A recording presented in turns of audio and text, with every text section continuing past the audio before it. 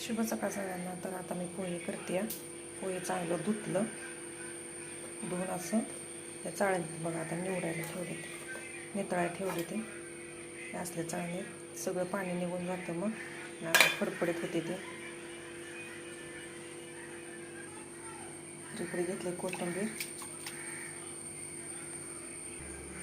कढई चांगली तापली, शेंगदाणे घेतले ते चांगले भाजले शेंगदाणे. आता तेलाची मोहरी देते, आता फोडणी टाकते.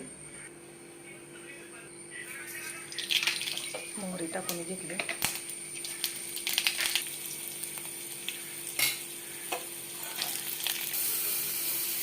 कांदा चांगला भाजून घेतला. आता कोथिंबीर पण टाकली निम्मी.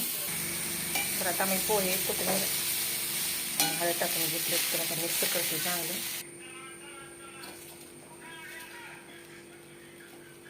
मस्तच मऊपणा आला आहे.